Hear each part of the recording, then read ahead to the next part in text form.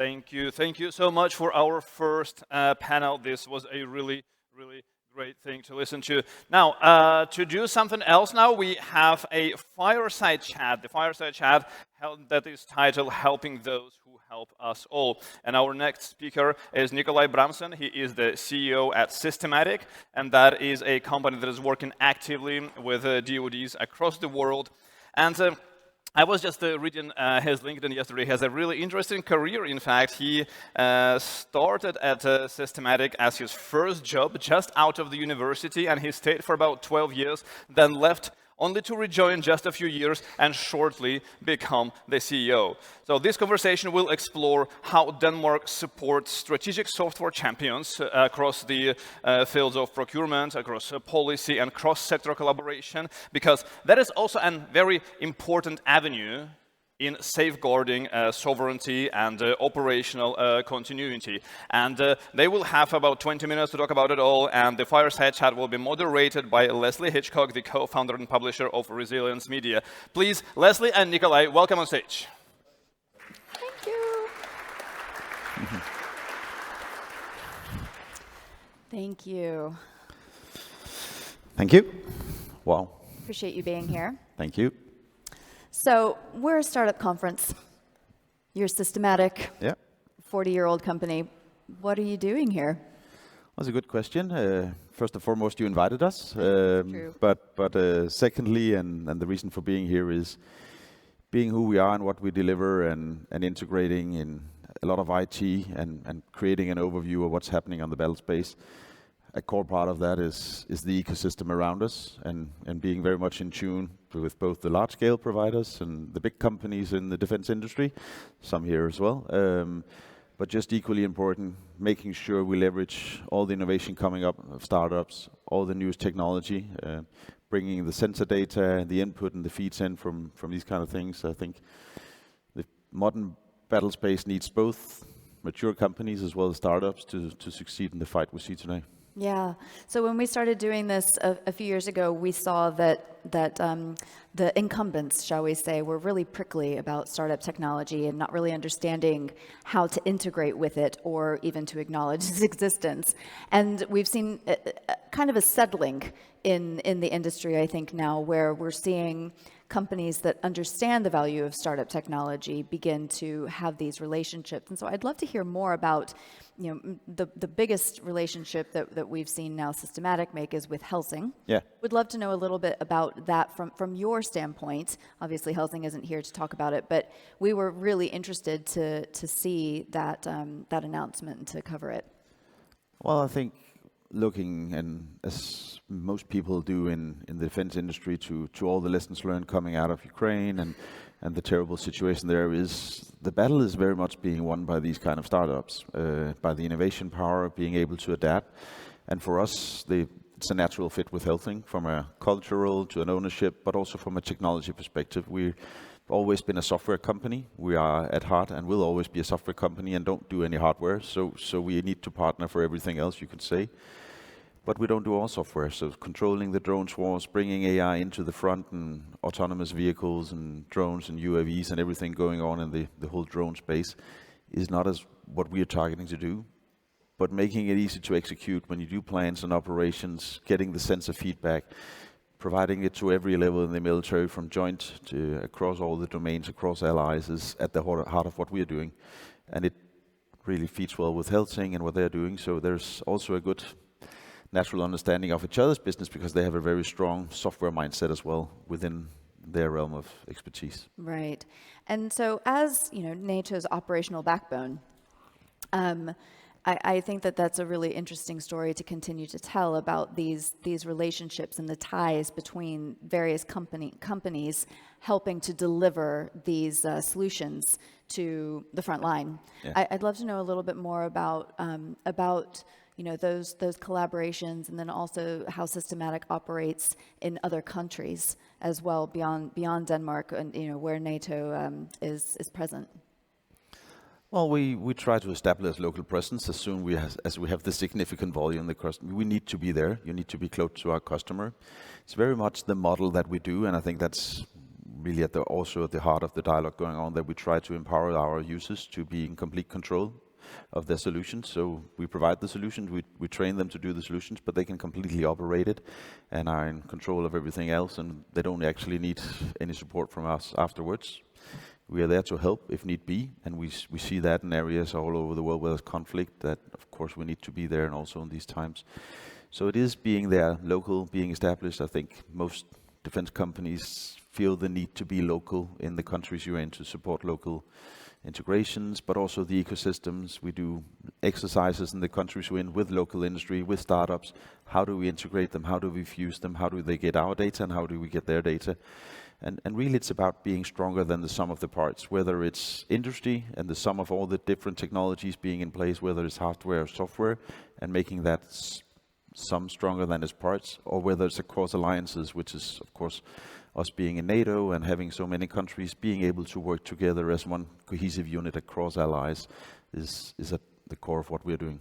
Yeah, we didn't discuss this, when we were preparing for this time on stage, but one of the things that drew us to holding an event in Copenhagen, but representative of the entire Nordic Baltic 8 coalition, is bringing in this natural inclination to put together these types of partnerships between the different countries.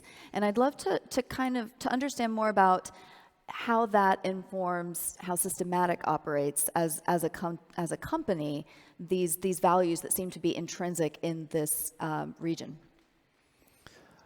I think from my perspective, and I try to say this whenever I'm talking, and also we could do the same for our healthcare business, I don't really see us beating the Palantirs of the world, which is a natural competitor to us. On size and volume, that's not our mindset. It's focusing on what we do best, staying true to that, and then building an ecosystem and creating an ecosystem that, in essence, is stronger than those ultimately very, very big and large US tech companies. Mm-hmm. So I don't think Denmark has the companies to win on scale to that. If we have our home market compared to a US company who is in control of their home market, it's like having Europe out of the bat and then starting to export. So that's not the way to win, and I think that's at the heart of most Danish companies. We see the opportunity to scale by innovation, by being faster, more agile, and then work together with other companies to achieve the same results is where we should succeed. Yeah, and so you are succeeding. I mean, there was going okay. a few months ago, maybe 6 months ago, you had an announcement that your growth was extraordinary, driven by AI and defense software. Yeah. Are you scaling the company to meet that growth, or is it these partnerships that's helping even more expansion at the Systematic level? We're really growing in all our business areas, and as we talked a little bit, standing out behind here and waiting it's sort of also unique to see the transition in the world. We are the largest IP provider for healthcare in Scandinavia, and it used to be sort of opposite things, doing defense software and healthcare, and we do a lot around critical infrastructure, which is again at the core of that solution is our Citadel suite. But everything now is one discussion. So whether you talk to the political level, whether I talk to the Danish Chief of Defense, whoever I'm talking to, they're interested in protecting the critical infrastructure, being a host nation, mass casualty results, and how do we sort of create a resilient society. And back to the whole resilience thing, it's not really only about defense anymore, it's the whole scale of our society, and that really ties everything we are doing together as a company, and also for our employees and scaling in all the business units much more than it has ever done in our history. And so that tying all the business units together, I think that during this time of relative peace and economic prosperity that we've been enjoying for the last 40 years, it was very tempting for companies, if they did have this kind of overview of all of these industries, to segment them out and to create unnatural divisions between them without thinking that actually there is a broader whole here that we need to be considering. When you were an early employee at Systematic, you were nominated to the board, yes? Yeah. Yeah, and so talk to us a little bit about as much as you can, about the decision-making process to keep Systematic's infrastructure whole in terms of all of those business units. Well, I haven't been the CEO for 2.5 years. Of course, I've been doing in this area of the company and the world, but we had discussions at the board at the time saying, should we separate our web pages? Can we sell hospital solution on the same web page we sell defense solution? It was a real discussion going on, but I think at the core of who we are and have been for 40 years and why the owners created it, and still what drives the owners to this day, it's the same owners, is helping those who help us all, is sort of their mindset. So it is police, it is hospitals, it's soldiers, it's those kind of domains, and that really is what unifies it. That at a political level and from a society view was very separate at the time, has never really affected the owner's sort of mindset. It's those who protect us. We are trying to give the best possible IT solutions is what drives us. And does that help with procurement processes? I imagine it would. If you've got this stalwart of a company, and then that people are perhaps familiar with, because now we're needing to consider what we do to protect our soldiers and respond to them if they get injured in war, and I'm just interested to know if there's any tie-in. There is for sure tie-in, but more from a solution perspective. As I say, everything we are doing around protecting critical infrastructure is really at the core of that solution is our Cityware software. We are then tailoring it for civilian market.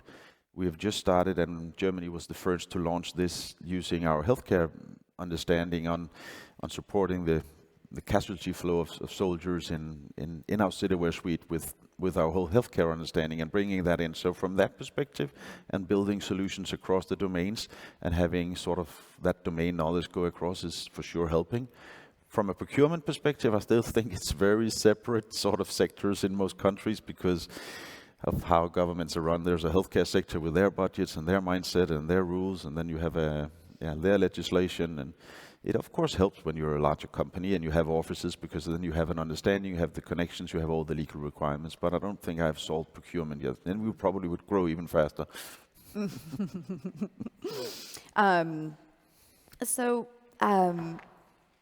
Leading into values, so we founded Resilience Conference as a way to be able to help support Ukraine. And at the end of every conversation that we have and every piece that we publish and every event that we do, to us, we're thinking about the Ukrainian lives that are at stake. Yeah. And that is what drives us. We know a lot of other founders who have similar mindset. Helsing is very, very clear about their stance on democracy, and understanding more about you and about the values that drive Systematic, I think is important to tie in, because there is so much money swimming in this industry right now. How do you make sense of and find the right partners? And it's not just for you looking at partners trying, considering how they want to work with Systematic. Can you talk a little bit about that? I found that really unique. Well, of course, it's something that is also close to the hearts of everyone in Systematic and the owners, and we've done a lot also outside the company and being in Ukraine and trying to donate as much as possible and help with everything else around the company, and our owners is regularly down there as well with medical supplies and everything. But finding partners is also finding the business need, and I think there's something true still, and I think that's an old value before all this, is if having a user requesting the need. So whenever you partner someone, make sure there's a country ready to buy it who sees the same fit and match in that partnership. This should be a company-wise partnership in values and ideology, and of course to some extent maturity and being able to succeed and deliver together. But you also need someone on the procuring end. I think it's somewhat easy to some extent. There's a lot of interest right now in Denmark also for strengthening and boosting startups in Ukraine and helping them and integrating them into defense industry in Denmark. So I think that's a natural fit right now, and whatever country we are looking into, we need to see that kind of fit where is there a local entity, is there someone ready to procure it? We can do a lot of good collaboration agreements, but we ultimately need something on the procuring and also buying into that kind of ideology. And I think for Ukrainian startup, that fit is there. Most countries are looking into it and want them to integrate with local industry. And I know for sure Denmark is investing and pushing a lot in that direction as well, and asking industry to push a lot in that direction as well. Right. Well, it's a big responsibility. Yeah. Thank you so much for your time. It was really great to have you here. Yeah, pleasure being here. Thank have you. a good day.